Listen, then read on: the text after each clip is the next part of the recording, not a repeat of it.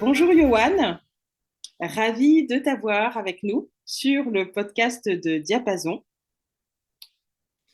Oui, bonjour Ariane, bonjour à tous. Merci pour l'invitation et merci de me donner l'opportunité d'échanger avec la communauté de Diapason aujourd'hui. Merci à toi et j'ai envie de dire, commençons par le début. Est-ce que tu peux te présenter à nos auditeurs, qu'on commence à te connaître un petit peu plus? Oui, alors je m'appelle Yohan Faré. Pas plus tard qu'hier, on me redemandait encore si Faré c'était un nom malgache. Donc je confirme, c'est bien un nom de famille malgache. Et voilà, papa d'une fille Maya qui a 11 ans. Je suis directeur technique et responsable océan Indien chez Kinomé, donc une entreprise de l'économie sociale et solidaire qui veut en fait changer le regard que l'humain porte sur la nature pour que la relation entre l'humain et la biodiversité soit plus positive et de s'inspirer aussi de tout ce que la nature peut nous fournir comme solution pour améliorer en fait les conditions de vie. Voilà, je suis agronome de formation. Mais je me suis intéressé à la géographie, à la sociologie, à l'économie rurale, parce que voilà, ces domaines-là fournissent énormément d'outils, on pourra le détailler tout à l'heure, pour comprendre en fait les situations économiques des différents pays éminemment agricoles. Oui. Voilà. Merci beaucoup Yoann et effectivement, tu as commencé à mettre le doigt sur les sujets nombreux qu'on va évoquer avec toi autour de l'agronomie et aussi autour de tout ce que ça suppose en fait sur les territoires, la géographie, la sociologie, l'importance des communautés. Et c'est en cela que on, on t'a invité sur ce podcast parce qu'en plus tu avais déjà participé à un premier événement de Parfait. diapason lors d'un événement physique. Et effectivement, tu as plusieurs cordes à ton arc. Mais commençons par l'agronomie dans un premier temps.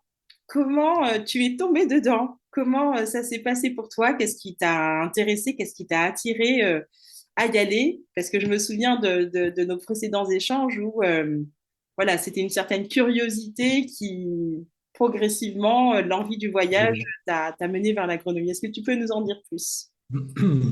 Absolument. Et je me suis refait le fil de l'histoire en fait depuis notre réunion préparatoire. Oui, Je pense que mes parents auraient souhaité que je sois juriste ou diplomate, mais il n'en a rien été. En fait, j'ai été attiré par autre chose. oui, D'où ça vient? Déjà, oui, effectivement, c'est cette passion du voyage, enfin, y compris à Madagascar. J'aurais jamais pensé voyager autant en dehors de Madagascar, mais ne serait-ce qu'à Madagascar, déjà, voilà, de voir les paysages ruraux que nous avons là-bas et tous les humains en fait, qui font ces paysages, parce que ces beaux paysages, ils n'arrivent pas tout seuls. En fait, ils ont été façonnés par des femmes et des hommes qui sont engagés dans l'agriculture. oui. Et du coup, voilà, cette envie de découvrir en fait plus du monde rural m'a amené à l'agronomie. Mm, Euh, d'une part. Et d'autre part, en fait, Madagascar, c'est un pays éminemment agricole et pourtant avec beaucoup de pauvres, hein. Et oui, l'essentiel de ces pauvres sont des agriculteurs. Donc, il y avait là-dessus, et il y a encore un certain paradoxe, une certaine contradiction. oui. Et du coup, entre ma formation à Saint-Michel et puis une culture familiale, en fait, je pense que les éléments de solidarité, d'équité m'ont amené à, voilà, à m'intéresser à ce problème. En fait, qu'est-ce qui fait que et du coup, ça à me mettre sur les bancs de l'agro à Tananarive dès la sortie du bac. Oui. Je n'ai découvert que bien plus tard que mon grand-père fut agronome. Je l'ai très peu connu, C'est vrai? mais voilà, et du coup, il y a eu aucune influence là-dessus. J'ai peut-être un vague souvenir de quelqu'un qui est venu une fois s'occuper des plantes de maman à la maison en y apportant de l'engrais, mais c'est Ouais, tout. Mais vraiment, cette envie d'humain, de contact humain, en fait, et le fait d'être à l'aise dans toutes les cultures malgaches, et y compris plus tard en Afrique, en fait, ouais. qui m'ont attiré. Voilà. C'est passionnant. On en reparlera à l'occasion, mais j'ai lu un livre sur la généalogie et sur le fait qu'on est, je dis on parce que moi j'ai un peu la même histoire que toi sur cette découverte un peu par hasard d'un ancêtre qui faisait le même métier, sur le fait que ben, des fois, effectivement, il y a des sortes d'histoires Oui, qui passent d'une génération à une autre et des métiers qui passent d'une génération à une autre ou qui font des sauts d'ailleurs. Donc, euh, on, absolument. on pourra y revenir, mais merci de le partager. Je me souviens ensuite, Yoann, que suite à cette formation d'agronome que tu as faite, tu as eu un premier projet. Et ce Oui. premier projet a été une sorte de pivot. Tu m'avais dit que c'était un projet raté, mais c'était un projet raté que je mets un petit peu entre guillemets parce que ça t'a amené à te poser un certain nombre de questions sur le pourquoi, évidemment, ce projet a été raté. Qu'est-ce qu'il aurait fallu peut-être étudier différemment? Qu'est-ce qu'il aurait peut-être fallu approfondir? Qui il aurait fallu associer à ce projet pour que ce soit une réussite? Euh, et je voudrais que tu nous le racontes parce que c'est quand même illustrateur d'un certain nombre de projets en fait qui se passent dans des pays comme Tout à fait. Madagascar, mais aussi en Afrique. Et toi, ça, Tout à ensuite, fait. ça t'a amené encore vers autre chose. Oui, oui, oui. Alors, c'est vrai que c'est un moment voilà, de mon histoire que je raconte souvent aux copains. À la fin de ma formation à l'agro, hein, ce que j'ai fait en 4, j'ai rejoint une équipe, donc chez un industriel malgache. L'idée, Mhm, elle était assez simple. C'est comment on pourrait résoudre en fait un problème que de nombreux éleveurs, enfin, que le secteur de l'élevage à Madagascar rencontrait à l'époque. Donc là, je parle de il y a 20 ans.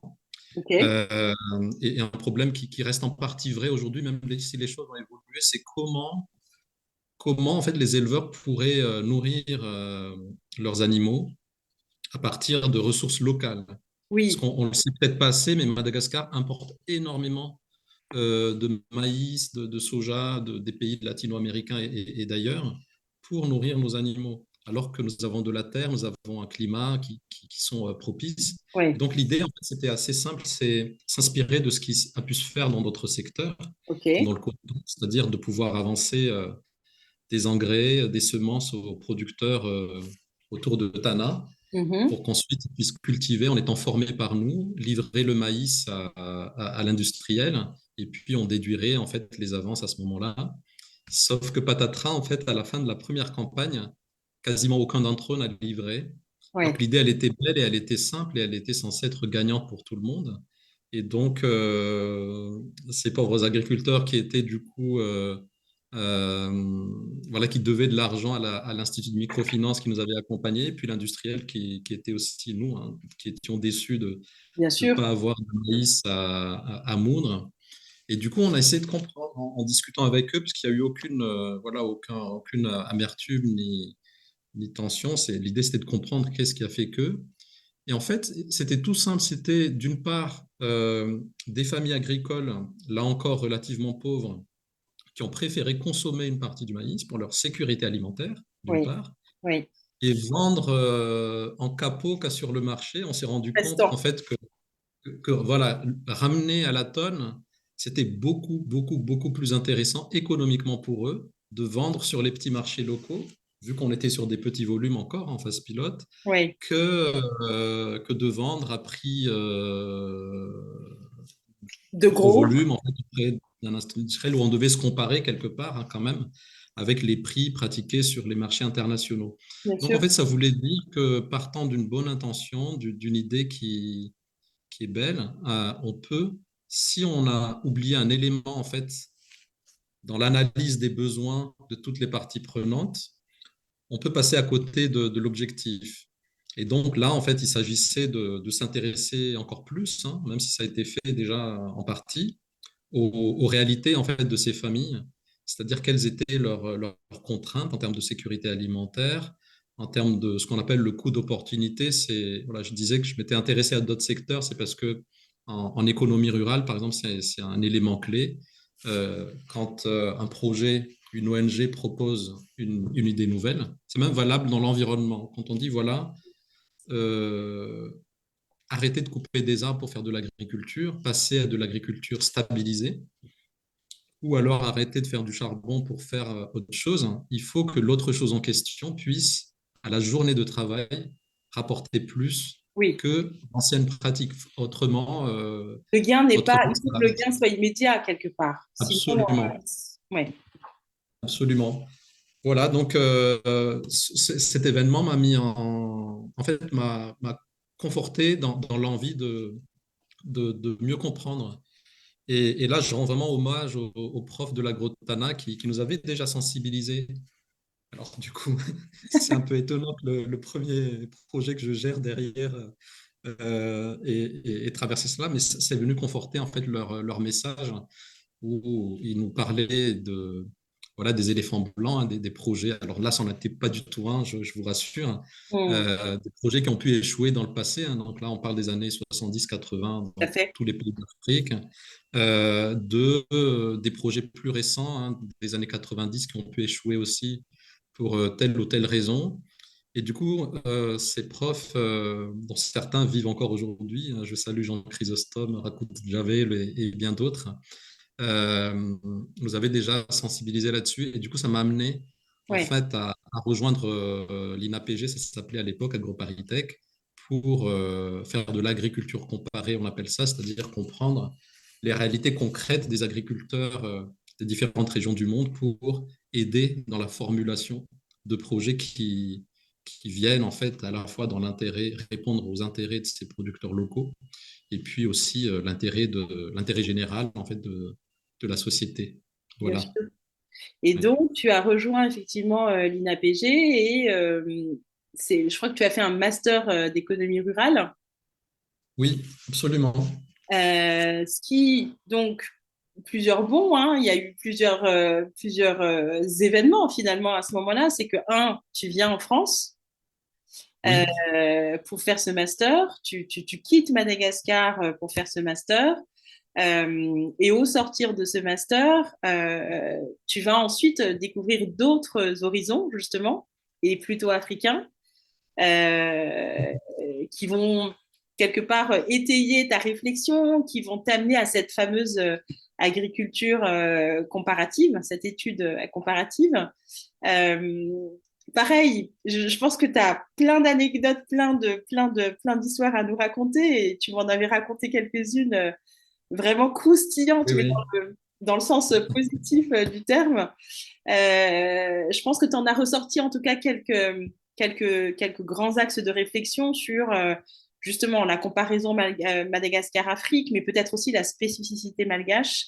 Voilà. Dis-nous un petit peu comment s'est passé aussi ce mouvement, parce que pour toi, ça a été une étape assez importante. Oui, oui, oui, tout à fait. Ça a été très structurant. En fait, quand je quittais le premier emploi en question, Oui, euh, j'étais intimement convaincu de revenir à la fin de l'année de master. Et je l'avais dit à mes collègues, voilà, je pars un temps pour me former et nous allons et je reviens. relancer ce projet. Sauf qu'une fois à l'agro, en fait, mes profs m'ont convaincu de voir aussi des situations différentes, Hmm. complémentaires, en fait, en me proposant de faire un stage donc de diagnostic agraire, on appelle ça, c'est-à-dire être en immersion pendant 6 mois dans une région agricole et d'essayer de comprendre en fait les trajectoires qui ont fait cette agriculture. Donc, je suis parti au sud du Mali, qui Oui, était un des plus grands producteurs de coton, une culture qui me passionne beaucoup en Afrique à l'époque, et ok. donc de conseiller l'AFD en fait sur comment, compte tenu des changements récents d'évaluation du franc CFA il y a une dizaine d'années auparavant, puis ensuite des évolutions agricoles par rapport aux besoins de faire plus de vivriers versus coton au niveau des producteurs locaux. Donc, Mhm. ça m'a amené en fait à m'intéresser à un premier pays sahélien, le Mali. Et puis, de fil en aiguille, en fait, j'ai fait la connaissance d'une ONG SOS qui recherchait quelqu'un à ce moment-là. Et donc, j'avais d'abord fait un stage chez eux, puis ensuite géré des projets sur le Mali toujours, le Sénégal, le Burkina Faso et d'autres pays d'Afrique de l'Ouest.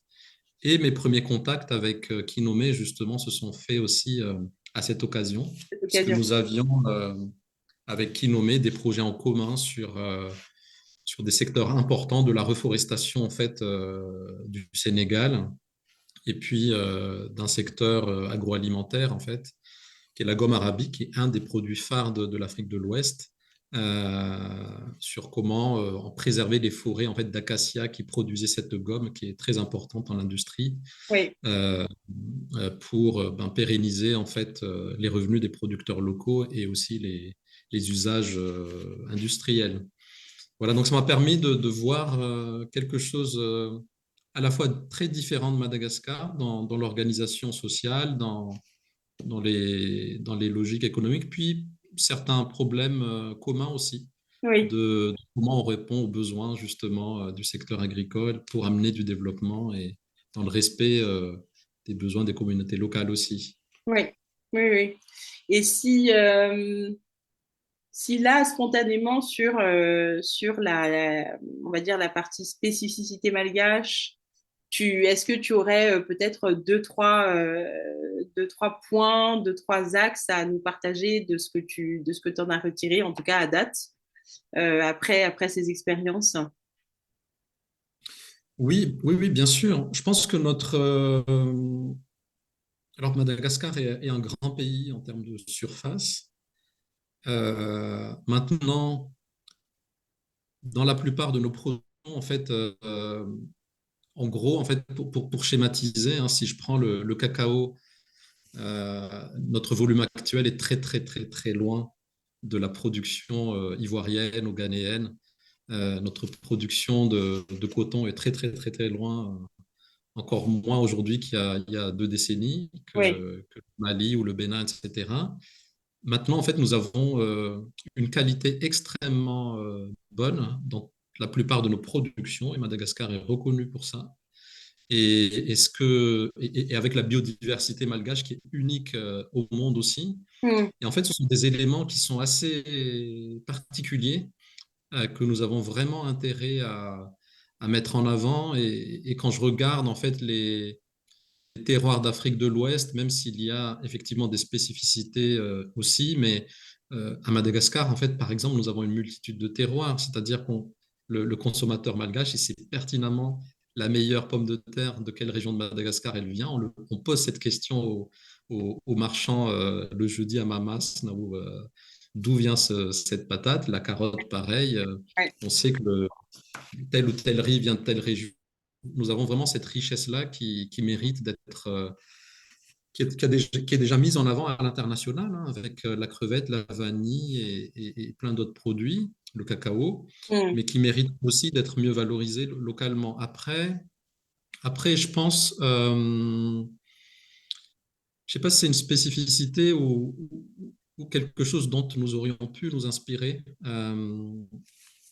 Quand je prends le cas du riz, par exemple, ouais, l'agriculture malgache en général, je rends vraiment hommage aux agricultrices et agriculteurs malgaches qui ont réussi, contre vents et marées, à nourrir les villes. En fait, Madagascar, c'est un pays dont la population, je ne sais plus combien de millions nous étions quand j'avais les cours d'histoire et de géographie au collège, mais je pense que la population a doublé depuis.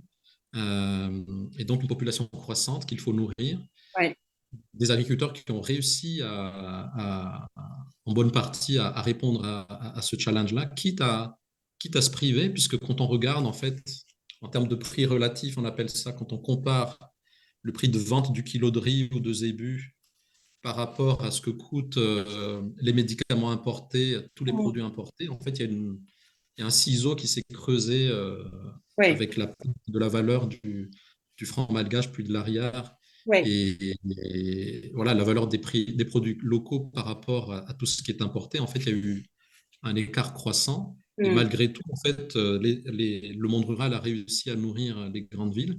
Ça veut dire quoi? Ça veut dire que derrière, ils ont dû diviser par deux, puis par trois leurs revenus.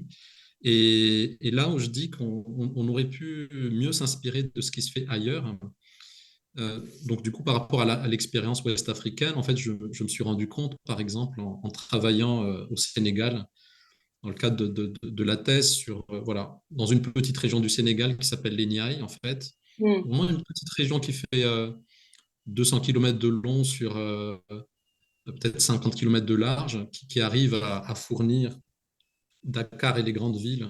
Quasiment la moitié en fait, des besoins en fruits et légumes frais du Sénégal sont fournis par cette région.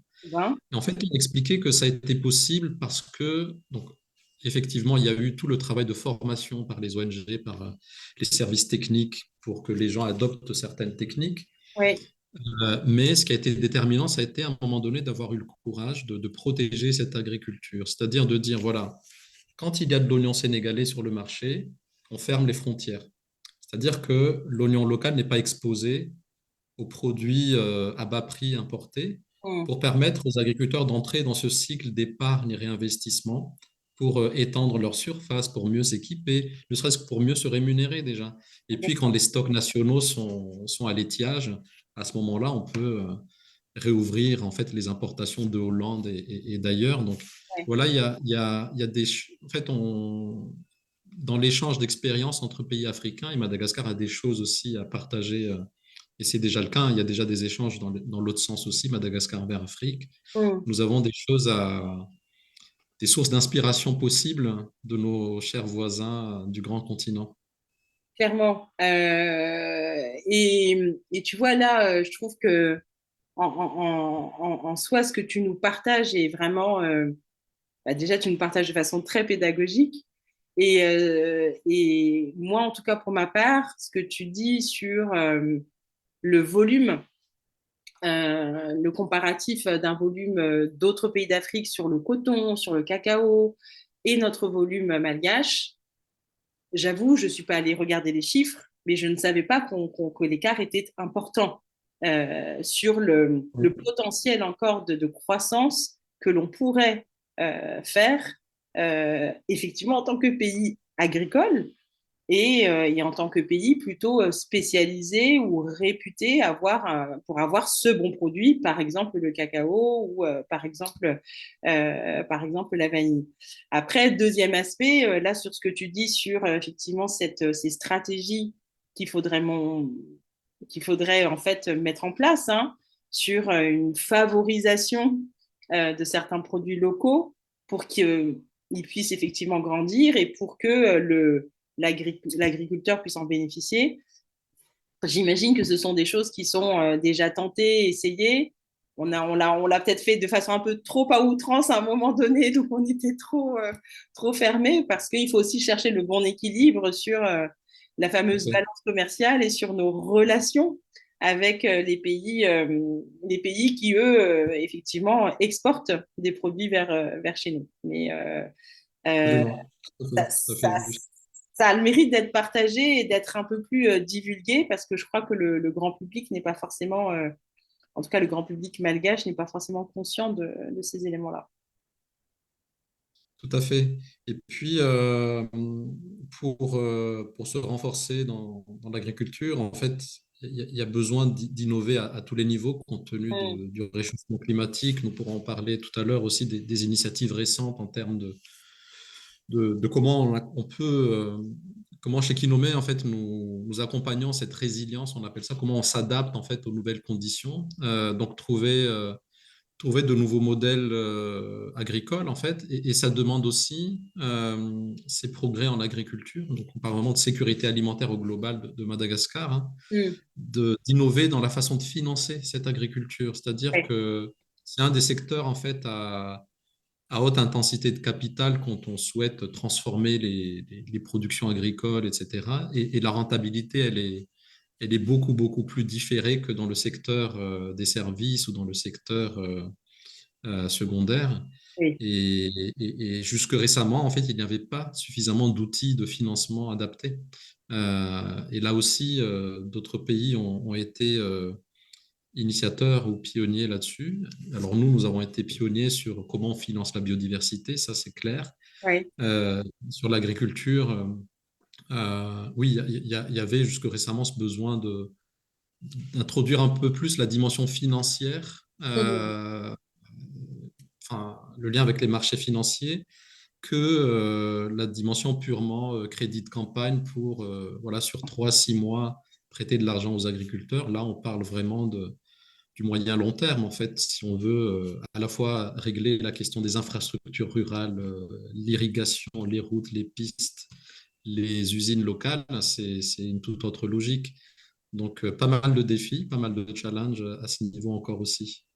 Et c'est une excellente nouvelle, hein, ce que tu dis là, parce que, encore une fois, c'est toujours plus facile quand on s'en rend compte maintenant. Euh, mais ça paraît très logique qu'il aurait fallu mettre en place ces stratégies plus de long terme, en fait, sur la partie agricole, euh, puisque c'est la base. Ça, c'est ce qui nous La fournit, base. c'est ce qui nous fournit, c'est ce qui nous fournit notre nourriture. Et d'ailleurs, euh, l'air du temps est un peu dans cette phase où je crois qu'il y a une vraie prise de conscience quand on voit, par exemple, en France ou en tout cas en Europe, la grosse grogne du monde agricole. C'est que de ce côté-là aussi, et pas seulement en Afrique, cette sorte d'accompagnement n'était pas au rendez-vous, ou en tout cas, elle n'était pas formatée ou en tout cas construite pour qu'elle soit résiliente et bénéfique pour eux. Euh, je rebondis juste sur ce que tu disais tout à l'heure sur le fait que Madagascar ait été l'un des pionniers sur la partie biodiversité, financement de la Oui, biodiversité. Tu peux nous en dire un petit peu plus? oui, oui, oui. Alors, il y a, et ça n'arrête pas d'innover, en fait. Nous n'arrêtons pas d'innover. En gros, en fait, le schéma historique, hein, c'est le financement public de la biodiversité à partir des fonds propres ou essentiellement de l'aide publique au développement. Oui, Et donc, c'est des cycles en fait de politique environnementale, on appelle ça, donc les PE1, 2, 3 et ainsi de suite, qui ont financé en fait la création des aires protégées et leur gestion derrière. Et puis, il y a eu la création de ce fonds pour la FAPBM, hein, le fonds pour les aires protégées malgaches. oui, Donc, un trust fund en fait qui permet de financer sur une base un peu plus pérenne les aires protégées, donc de créer un revenu continu à partir d'un capital pour contribuer au financement des aires protégées. oui, Donc ça, en fait, alors c'est vrai que ça existe en Amérique latine, certains pays africains ont commencé aussi, mais Madagascar a mis en place ce fonds très tôt et qui n'a pas arrêté de grandir ok, et qui inspire d'autres pays aujourd'hui. Et puis, ce que je voulais dire comme innovation récente, c'est ça fait, je mentionne par exemple par rapport à, donc là je rentre sur l'activité Kinomé, mm, euh, donc l'initiative que nous sommes en train de monter avec notre partenaire local, le Miracap, le fonds d'investissement à impact, oui, et, et un acteur de la biodiversité qui est le VVF. Et donc, l'idée, c'est de créer en fait un fonds pour la biodiversité et pour l'adaptation aux effets du réchauffement climatique. En fait, ce fonds, il viendrait, en complément de tout le reste, soutenir les engagements du secteur privé vis-à-vis de la nature et de la biodiversité en général. d'accord, Je vais donner un exemple concret ensuite, mais ce que je veux dire par là, c'est que peut-être ce qui a pu manquer aussi, alors oui, en fait, en agriculture, il y a eu des plans importants pour irriguer l'agriculture, il y a énormément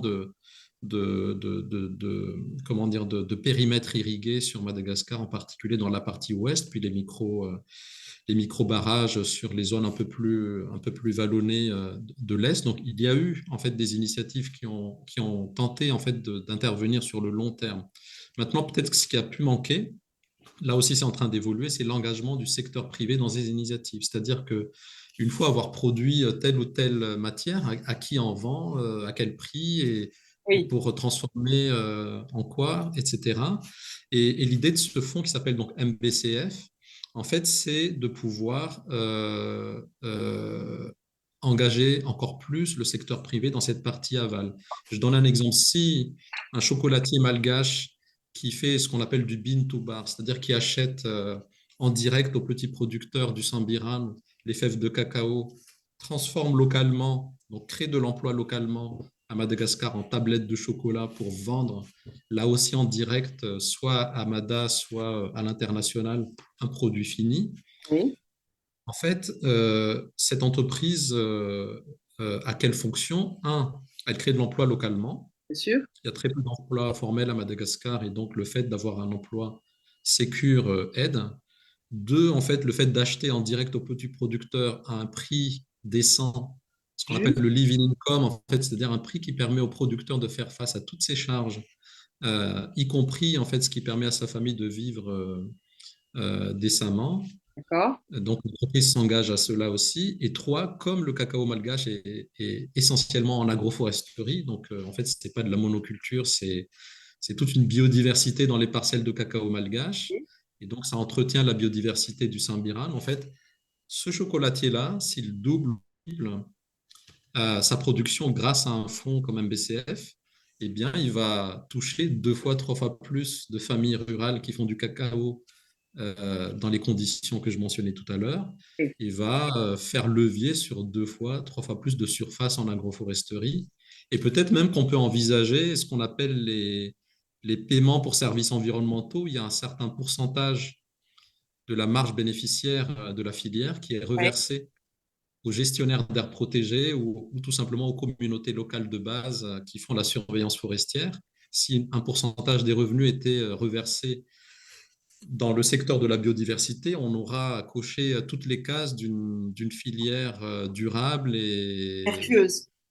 biodiversité. Voilà. Donc l'agroforesterie, une résilience compte tenu du réchauffement climatique. En fait, les cacaoyers, ils sont toujours mieux sous le parapluie, donc le grand frère, l'arbre, boinard ou autre qui va l'ombrager, en fait, va lui Ouais, permettre de résister aux aléas climatiques. Donc on ouais. parle vraiment de résilience climatique. Le producteur local, si une année, en fait, il a moins de cacao que prévu, il peut toujours compter sur le poivrier, le gingembre, tout ce qui pousse autour du cacaoyer. Donc, il a des revenus alternatifs.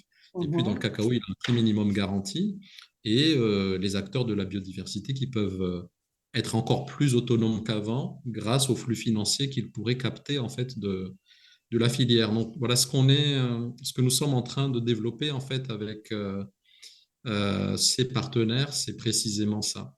C'est passionnant, ça donne envie de lancer son entreprise de chocolat. Absolument, je vous encourage. Alors, je donnais l'exemple du chocolat parce qu'il est très parlant, mais il y a tous les secteurs, en fait, Oui, des j'imagine. entreprises qui sont dans le solaire, en fait, tous ceux qui peuvent avoir un rôle direct ou indirect Ouais. dans la réduction des émissions de carbone, dans la séquestration de carbone, dans l'adaptation de l'agriculture, voire tout simplement créer les conditions d'une vie décente dans le monde rural, par Mm. l'accès au crédit, par l'accès à l'eau. En fait, tout ça peut se faire sur une base entrepreneuriale, d'entrepreneuriat social, et c'est toutes ces initiatives-là que le fonds a pour vocation d'accompagner. Et Kinome, c'est ça, en fait, c'est comment donc, je reviens à notre discussion du début, Oui, c'est-à-dire la vision de départ, l'intention de départ qui, en général, est toujours bonne. Comment on assure la cohérence à tous les niveaux en réunissant autour d'une table des personnes qui ont les mêmes convictions. oui. Donc, Innomé, c'est une entreprise du leadership éthique, en fait, c'est-à-dire comment remettre l'humain au centre de toute initiative, qu'elle soit privée ou de projets financés par les institutions publiques. Donc, en remettant, en fait, l'humain au centre, on arrive à créer en fait une vision partagée de l'avenir entre le secteur public, privé, les ONG locales, etc. Puis à partir de là, chacun donne le meilleur de lui-même, joue sa partition pour que ben, voilà, ces beaux projets puissent se concrétiser et surtout durer dans leurs impacts.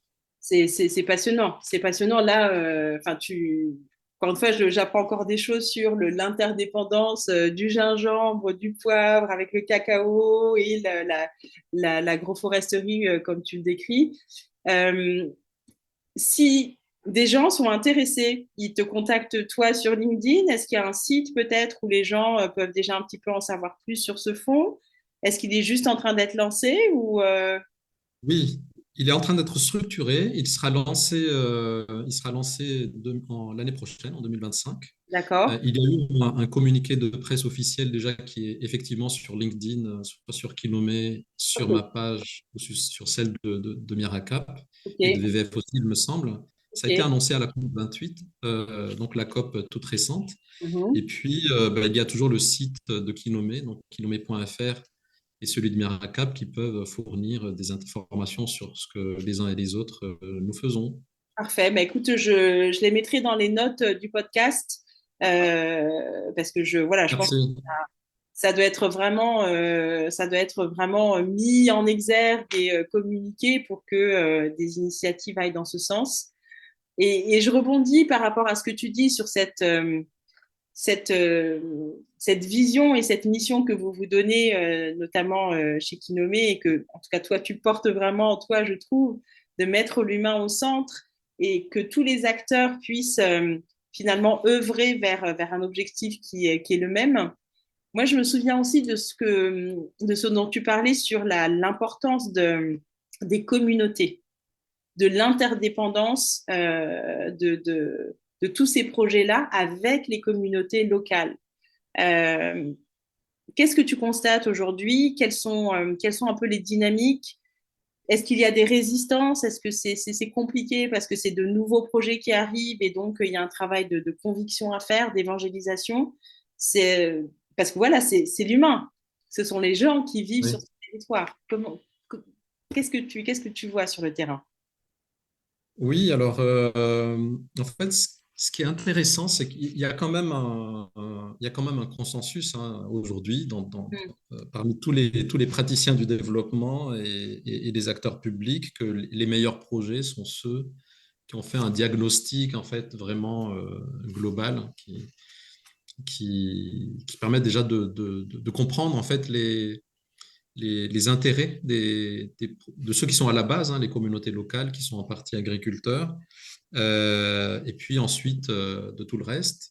Donc, de comprendre leurs intérêts pour définir des projets qui répondent bien à leurs contraintes. Est-ce que leurs contraintes, c'est l'insécurité alimentaire ou faire face aux aléas climatiques ou peu importe. Donc, voilà, comprendre leurs contraintes pour identifier comment mieux les accompagner pour qu'ils puissent délivrer le produit qui est demandé par le marché Oui, dans de bonnes conditions. oui. Ce produit n'arrive pas tout seul, il faut créer les conditions pour qu'il arrive. Donc il y Mm. a un consensus, voilà, il faut une analyse globale, enfin un bon diagnostic, il faut de l'interdisciplinarité, c'est pas qu'une question d'agronome ou Question d'hydraulicien, c'est tout le d'économe. monde Oui, ensemble. oui. Voilà, les financiers sont importants, les ONG sont importantes parce que ce sont Mm. elles qui sont au contact au quotidien avec avec les villages, etc. Donc voilà, tout ça est établi depuis de nombreuses années. Maintenant, donc nous sommes tous humains, et effectivement, donc une fois qu'un projet est lancé, il peut y avoir des difficultés en cours de route. Un exemple que je donne souvent, si la communauté a demandé, je ne sais pas, à cultiver de l'arachide ou des haricots pour faire créer en fait un revenu en plus de ce qu'ils ont l'habitude de faire. Oui. Et du fait des règles de passation de marché, puisqu'en en fait les commandes de semences, d'engrais, etc., dans des projets de développement passent par des appels d'offres, quoi. Et donc, si du fait des différentes étapes de l'appel d'offres, du temps qu'on prend dans l'instruction des dossiers des fournisseurs, ben, les semences arrivent à la fin de la saison Pas du au bon haricot ou du moment. maïs, on ne peut pas s'étonner que derrière, il y ait zéro rendement et que l'indicateur amélioration des revenus des producteurs soit quasi nul. Oui. Et des exemples comme ça, on peut en citer de très nombreux, quoi. En Mm. fait, ce que je veux dire, c'est qu'il y a ce consensus. Maintenant, il y a besoin d'une bonne organisation humaine, c'est-à-dire comment, en raccrochant toutes les parties prenantes, donc une équipe projet, les financeurs, les communautés locales, toutes les parties prenantes à la vision, comment, et c'est ce que nous faisons chez Kinomé, Ouais. comment en fait s'assurer que chacun joue sa partition. Donc en fait, en Dans restant le connecté rythme, à cette vision, dans le bon rythme. comment? Et dans le bon rythme, la partition. C'est ça. Voilà, en fait, une question qu'on pose, que nous posons souvent entre nous dans l'équipe et puis vis-à-vis de nos partenaires, c'est de quoi est-il question vraiment? C'est-à-dire, cette passation de marché, là, de quoi est-il question? C'est de fournir très tôt dans la saison aux producteurs de tel village les semences et les engrais pour qu'ils puissent jouer leur rôle de production et répondre à une partie des besoins du projet. Ouais. Et donc, pour ça, il y a besoin que le marché soit passé rapidement. Pour ça, il y a besoin que, et s'il y a des modalités concrètes de, je sais pas, de manque de RH, ou, ça peut se résoudre, mais il faut surtout pas que les membres, les parties prenantes en fait d'un projet de territoire ou d'un projet quelconque perdent de vue la vision et se perdent par contre dans les modalités, les contingences, etc.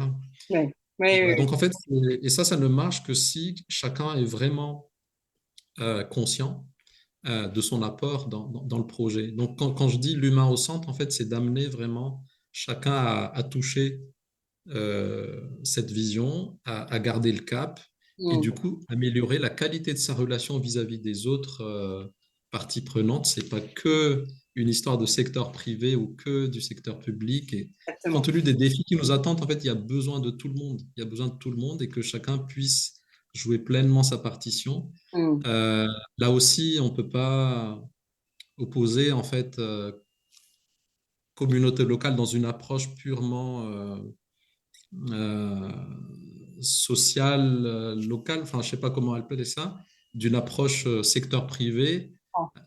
Mm. avec certains a priori en disant que bah, le privé, il va exploiter ou je sais pas. Et oui, il faut faire attention à ça, évidemment. C'est pour ça C'est que je sûr. parlais d'un revenu de vie digne, le living income, par exemple, comme il y a des éléments qui permettent de s'assurer que le privé reste sérieux et joue bien son rôle. Ouais, Euh, mais voilà, c'est tout le monde ensemble, en fait. ouais. C'est ça qui est important. Et j'imagine, enfin, moi, je trouve que quelque part, ton cheminement aussi, là, tu as lancé l'antenne locale de Kinomé à Oui, Madagascar. Euh, oui, c'est ce point de vue, ce point de vue dynamique que tu as entre l'ailleurs et Madagascar te permet, et là, ce que tu nous racontes sur les multiples parties qui doivent être orchestrées pour avoir cette même vision. J'imagine que ça t'arrive de temps en temps, peut-être souvent, de faire un petit pas de côté, de prendre le recul et de te dire, voilà, mes grosses frustrations, c'est vraiment celle-là. Et en même temps, j'ai envie de te demander qu'est-ce qui te permet de croire que les changements sont encore possibles. J'entends dans ce que tu dis que tu es plutôt convaincu, mais on sait, on le sait, toi et moi, que dans la difficulté et dans le challenge qui attend Madagascar sur son, en tout cas sur sa croissance, son développement et un développement humain qui soit plus digne à plein d'égards. Quelles sont aujourd'hui tes frustrations et qu'est-ce qui te pousse? Qu'est-ce qui te fait croire que c'est encore possible? oui. Alors, effectivement, en fait, donc je reste très optimiste par rapport à l'avenir. Ouais, Autrement, j'aurais ou nous aurions arrêté depuis longtemps avec les collègues de Kinomé. Mais optimiste ne veut pas dire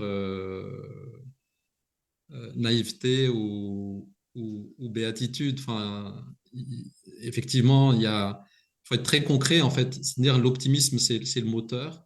ouais. Et après, être connecté en fait aux réalités concrètes, c'est extrêmement important. Tu Mm, mentionnais effectivement l'ouverture de cette antenne locale. Donc, par exemple, c'est une des belles réussites, une réussite personnelle et de Kinomé d'avoir ouvert cette antenne régionale il y a 2 ans maintenant. mm, Même si Kinomé intervient à Madagascar depuis sa création quasiment, hein. En fait, le fait d'ouvrir ce bureau permet de se rapprocher de nos partenaires locaux, d'une part, de recruter. L'équipe aujourd'hui, elle est à 100% malgache. Elle est formée en fait à l'approche de Kinome. Elle commence à faire des interventions dans les pays voisins, donc elle s'internationalise de plus en plus aussi. Oui, Et puis, nos autres antennes de Lomé au Togo, de nos gens en France, de Bogota, en fait, interagissent aussi avec cette équipe malgache. Et oui, donc, il y a ce brassage qui peut se faire. Donc, je reste optimiste. Maintenant, parmi les... Alors, je ne sais pas si c'est une frustration, mais l'envie d'aller plus vite, peut-être en plus fait, vite. c'est voilà, au niveau de tout entrepreneur social, c'est souvent c'est l'envie quoi de voir en fait les impacts se concrétiser vite Oui. et là où je reste optimiste, c'est justement grâce aux alliances en fait que Kinome ne travaille jamais seul en fait Mm. pour démultiplier dans les impacts en fait on s'associe avec d'autres et donc à plusieurs on va plus loin. Oui. Et puis le fait d'avoir cette équipe locale aujourd'hui qui se déploie aussi, c'est une bonne raison, c'est une raison aussi d'espérer. Après, plus généralement, par rapport au contexte, en fait, oui, il y a de vraies difficultés aujourd'hui sur Madagascar par rapport aux entrepreneurs, aux projets qu'on accompagne. En Mm. fait, on le sait tous, il y a des enjeux par rapport à l'enclavement de certains villages, enfin de toutes les régions en fait productrices Bien sûr. aujourd'hui, elles sont très enclavées. L'accès à l'énergie, l'accès aux services de santé, en fait, je pense qu'il y a vraiment ces conditions habilitantes à créer, et là, ça dépasse largement les capacités du secteur privé. Ça demande des engagements forts, en fait, de la part des services publics et de leurs partenaires, Mm. même si le privé peut ensuite jouer un certain rôle dans la gestion ou dans la mise en route, etc. Mais oui, en fait, de continuer à créer les conditions de vie favorables pour que tous ces talents de l'agriculteur à l'industriel local puissent s'exprimer pleinement. Mm. Voilà, donc en fait, il faut être vraiment conscient de ces réalités. Je parlais tout à l'heure des innovations financières qui sont indispensables, de continuer en fait à mobiliser tous les véhicules financiers possibles pour accompagner cette agriculture. Et puis tout ce qui est infrastructurel, c'est extrêmement important.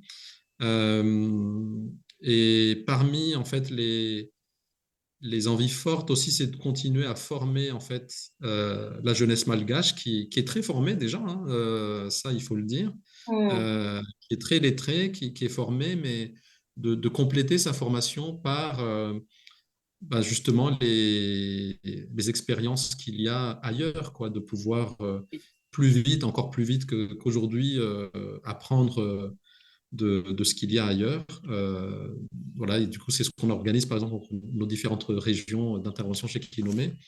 Si les spécialités en adaptation du réchauffement climatique sont en Afrique de l'Ouest, on forme les collègues D'accord. malgaches à ce domaine. Et puis, sur les filières, l'innovation dans les filières ou la biodiversité, ça peut être dans l'autre sens à un moment donné.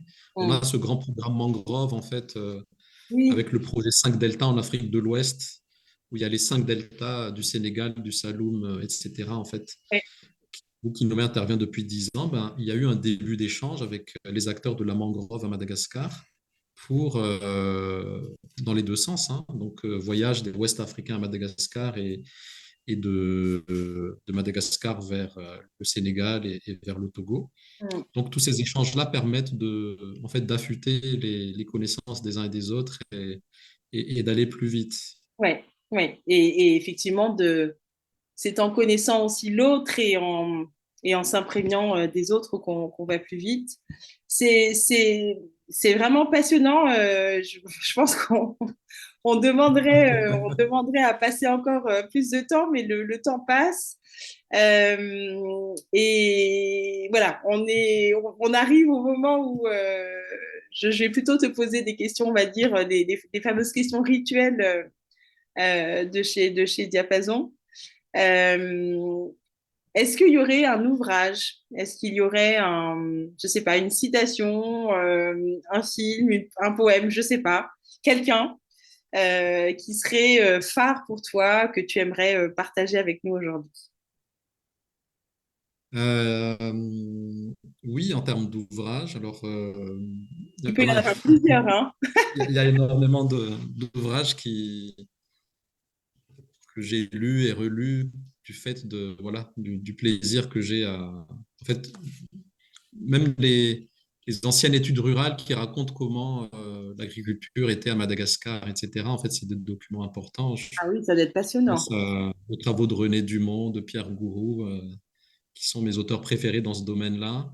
Mais oui, enfin, par rapport à justement, oui, tiens, nous parlions d'optimisme tout à l'heure. Oui. En fait, il y a eu un ouvrage dans les années 90, il me semble, d'Éric Fotorino et d'Orsena, qui s'appelle Mhm. Besoin d'Afrique, en Ah, fait,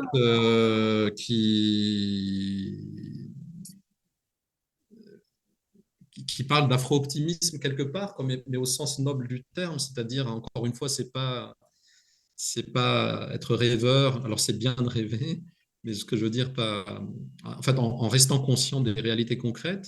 mm, Et je me souviens, dans cet ouvrage, en fait, c'est un florilège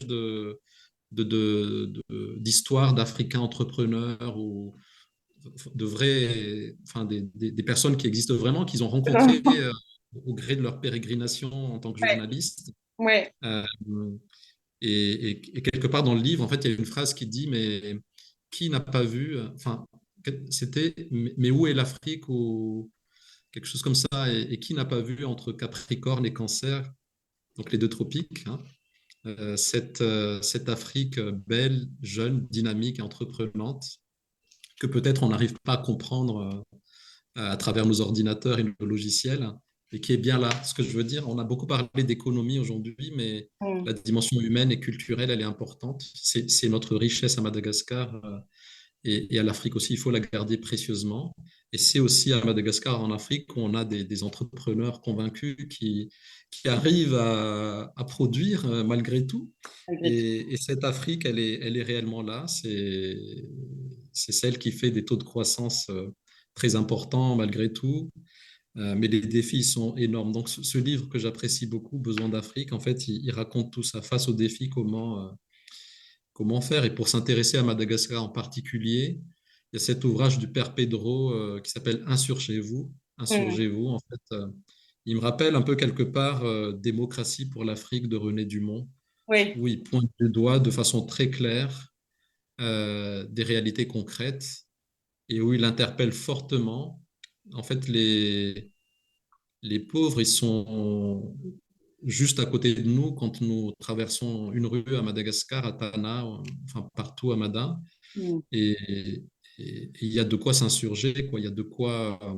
Et donc, en fait, cet appel, cette interpellation du père Pedro dans ce livre, elle m'a beaucoup touché aussi. Et Mm. je pense que, alors, chacun à notre mesure, nous pouvons tout à fait.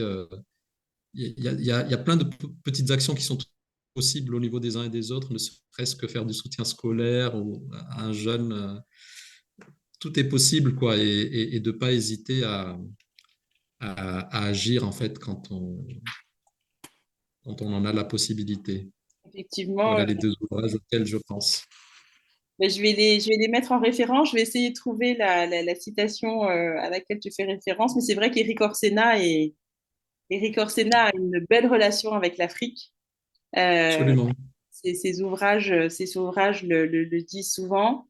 Et je crois cette Afrique entre les deux tropiques, elle est peut-être aussi en train de donner,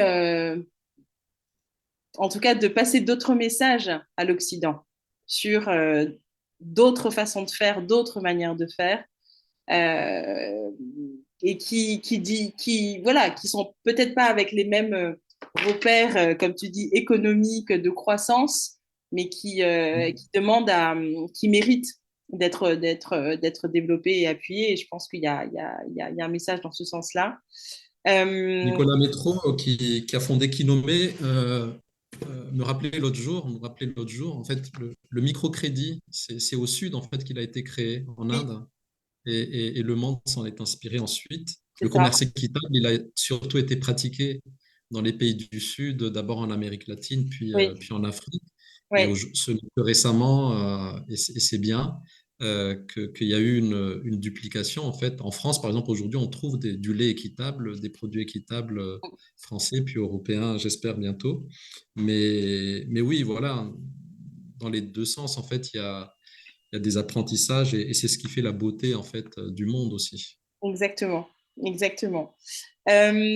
Autre question rituelle, Johan, c'est qui d'autre tu nous inviterais à solliciter en fait dans un prochain épisode sur Diapason? Pluriel comme au singulier. Euh, bon, je pourrais. Alors, j'ai parlé de Miracap tout à l'heure, donc ça peut être. Et il me semble qu'Emmanuel Kotsoyanis, le fondateur de Miracap, est intervenu dans un événement il y a quelque temps aussi de JPM aux deux âmes.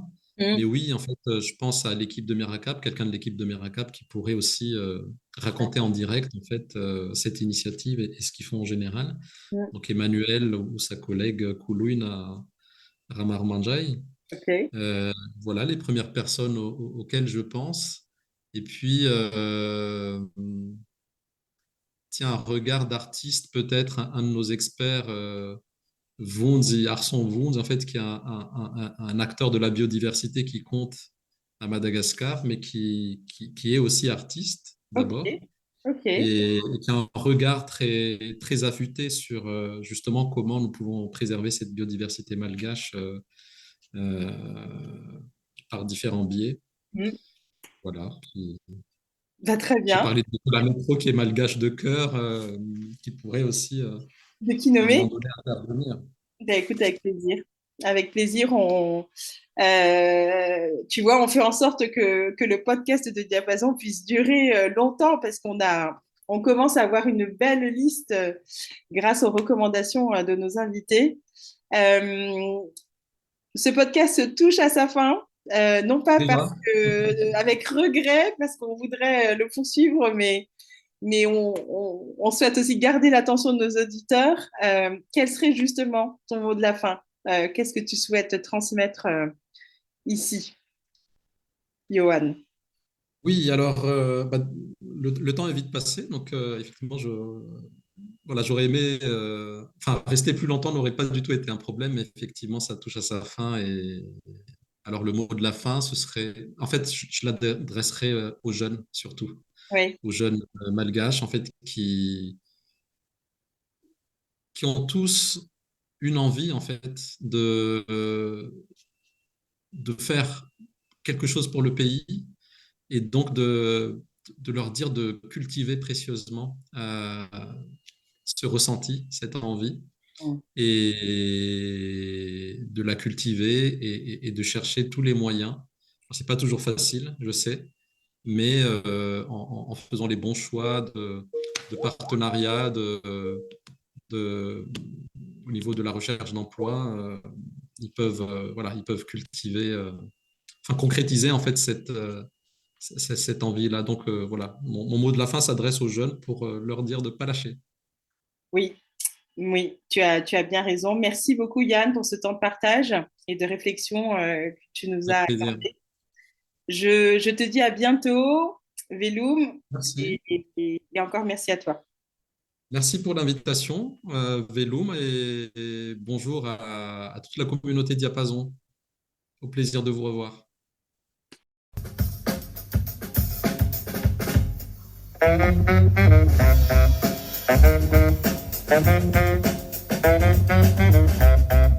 Thank you.